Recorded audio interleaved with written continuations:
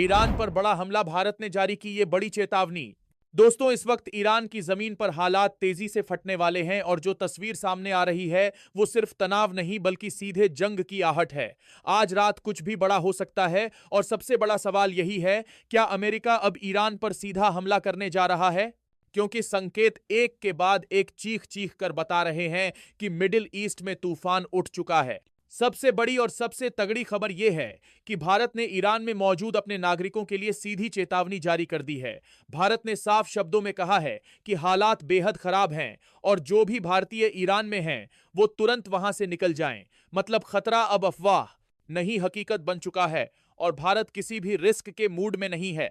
Tehran में भारतीय दूतावास ने छात्रों, कारोबारियों और टूरिस्ट सभी को अलर्ट कर दिया है और साफ कहा है कि कमर्शियल फ्लाइट्स या किसी भी उपलब्ध ट्रांसपोर्ट से जल्दी वापस लौटो। अब इंतजार करने का टाइम खत्म हो गया है। चीजें बदल रही हैं, वो मिनटों में पलट सकती हैं और अगर फंस गए तो हालात और भी खतरनाक हो जाएंगे। और दोस्तों, सिर्फ भारत ही नहीं, पूरी दुनिया समझ चुकी है कि मामला हाथ से निकल रहा है। इसलिए दूतावास ने लोगों से कहा है कि प्रदर्शन वाले इलाकों से दूर रहो, सतर्क रहो और लगातार एम्बेसी के संपर्क में रहो। अब आते हैं उस खबर पर जिसने दुनिया के कान खड़े कर दिए हैं। रॉयटर्स की रिपोर्ट के मुताबिक ईरान ने सीधे सीधे चेतावनी दे दी है कि अगर अमेरिका ने कोई मिलिट्री एक्शन किया तो क्षेत्र में मौजूद अमेरिकी ठिकानों पर जवाबी हमला होगा। और यह हमला सिर्फ एक जगह नहीं बल्कि हर उस बेस पर होगा जहां अमेरिका बैठा है। सऊदी अरब, यूएई, तुर्की और कतर जैसे देशों में जो अमेरिकी सैन्य अड्डे हैं वो सब ईरान के निशाने पर आ सकते हैं। और यही वजह है कि अब कतर में मौजूद अमेरिका का सबसे बड़ा मिलिट्री बेस अल उदीद एयर बेस खाली कराया जा रहा है। और दोस्तों, जब कोई सुपर पावर एग्जाम्पल एक सकते हैं अपना सबसे बड़ा बेस खाली कराए तो समझ लो कि हमला बस दरवाजे पर खड़ा है। कतर के अल उदीद एयरबेस पर आमतौर पर करीब 10,000 अमेरिकी सैनिक मौजूद रहते हैं और वहां से अक्सर हमले लॉन्च होते हैं। अब उसी बेस से सैन्य और गैर सैन्य कर्मियों को हटने की सलाह दी जा रही है। यह कोई रूटीन मूवमेंट नहीं, अमेरिका अब ऑपरेशन मोड में जा चुका है। इसी बीच एक और खतरनाक संकेत सामने आया है। इजरायली प्रधानमंत्री बेंजामिन नेतन्याहू का आधिकारिक विमान विंग ऑफ सियोन उड़ान भर चुका है और एक्सपर्ट्स कहते हैं कि यह विमान सिर्फ खास पलों में ही हवा में होता है जब कोई बड़ा ऑपरेशन होने वाला होता है। पहले भी जब बड़े हमले हुए थे तो ऑपरेशन से कुछ घंटे पहले यही प्लेन एक्टिव हुआ था।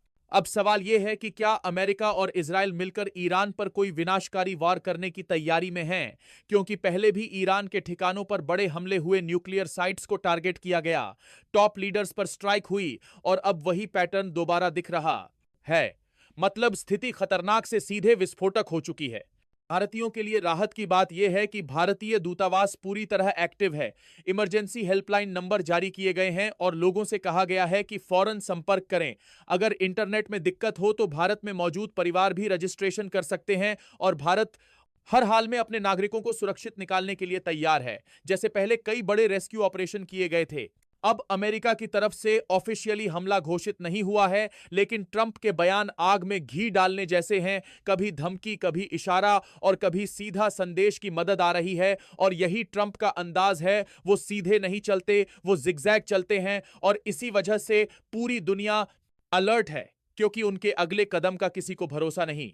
रूस और चीन भी इस पूरे खेल पर नजर बनाए हुए हैं। चीन ने साफ कहा है कि अंतर्राष्ट्रीय बल का प्रयोग ठीक नहीं होगा, यानी अमेरिका को चेतावनी दी जा रही है।